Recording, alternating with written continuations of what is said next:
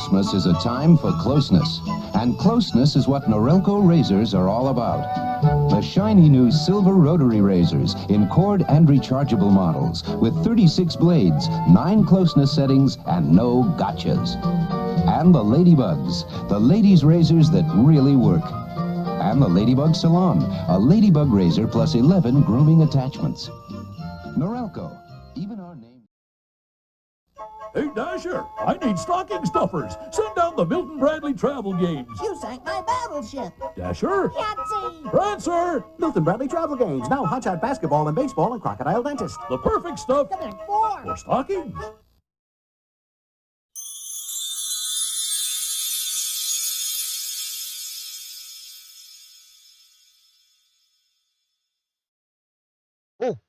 Oh, everybody, this is Harry Jacobs, the North of 60 Gamer, coming to you from Yellowknife, Northwest Territories, with the postal code of H0H0H0.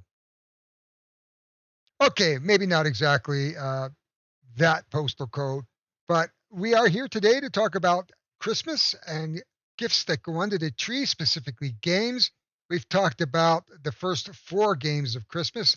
Now we're going to talk about 8, 7, and 6. I've added an extra one because I had to skip a week because I had a big game on my table and continue to have a couple games on my table, which is why you see the headphones, because I'm not at my normal recording computer. I'm at my desktop and my gaming rig. But be that as it may, what we're going to do is look them up and talk about them, and we're going to look at them. We are going to look them up on BGG because I cannot use my studio table today and bring the games down from my shelves because there's just no room. So without further ado, we're going to go and we're going to bring up the games of Christmas, number 8, number 7, and number 6, and talk to why I have them and why I think they will make great Christmas Day games. So just hang on to your hat, or should I say, hang on to your sock, and let's go.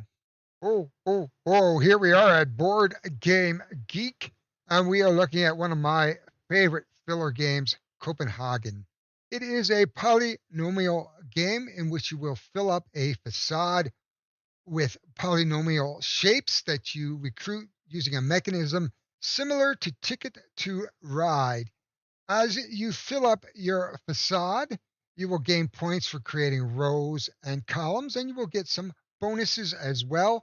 And this is a race game to 12 points. I love pulling this out, especially with those who are maximizers of games who want to score the most points and play the long game. I can tell you from experience, there is no long game. Here, it is a race, and you just want to get those points. And I've nailed a few of those people a number of times in this game just because it is that easy to play.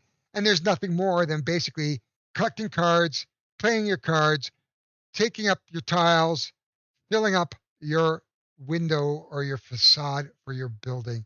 I have been to Copenhagen. It is one of the most beautiful cities in Europe, and I highly recommend it. But this is a great game to put under a tree. You can teach children fairly quickly. And what does BGG say about this specific game? It says 2 to 4 players, 20 to 40 minutes, ages 8+, and the weight is only 1.73. So this is a very lightweight game. Put it under your tree, and then when you open it up, put it on the table and play. A game takes no more than 20 minutes. It sets up super quick, tears down just as easy. There's many different facades and variants in the box.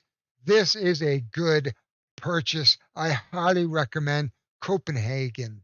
Next up, Lost Ruins of Arnak. This is one of my favorite games. It is in my collection, and I believe there's an expansion coming out.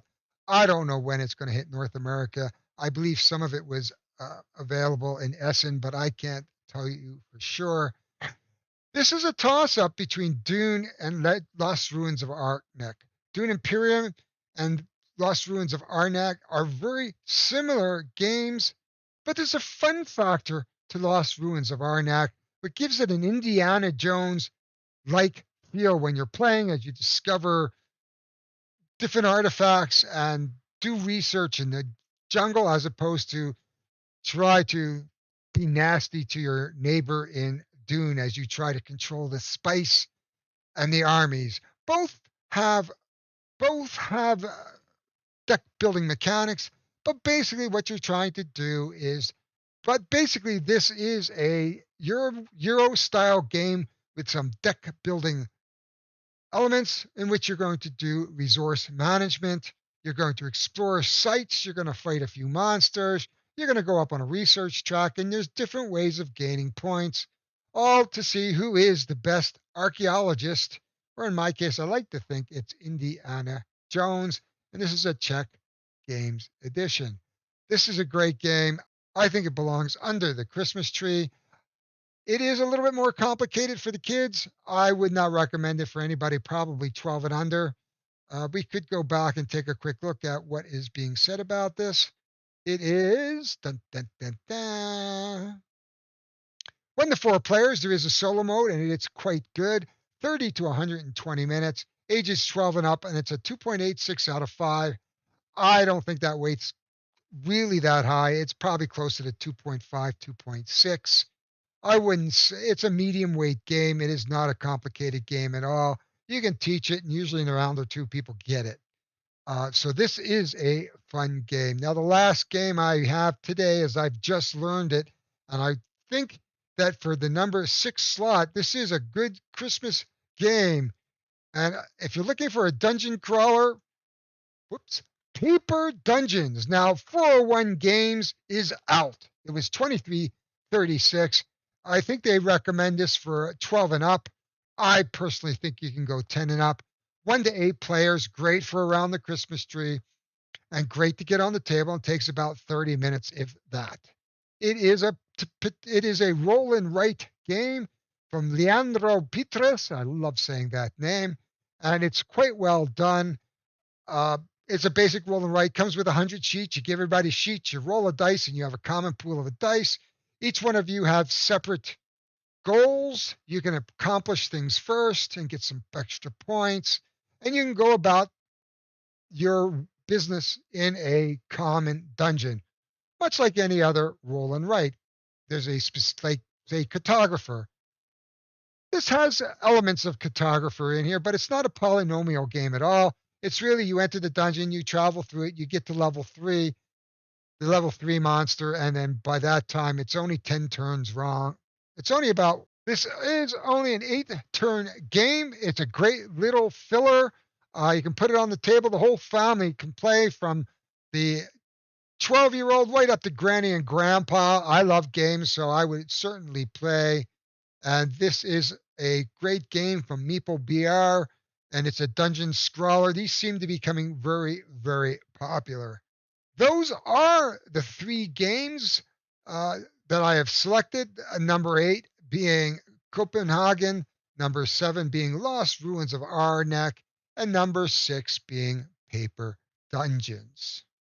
As always, if you like what you see, please hit the like, subscribe, as I appreciate those subscriptions, and this is going to help drive those algorithms to put me on the front page so you can see more of my smiling face. As always, get notifications. If you have some Christmas games you want to tell me about, please put them in the comments, or let's go with I Hang On, Board Game Revolution, Board Games for One, Solo Board Gamers, the Board Game Group, and a few other groups that you can find me on.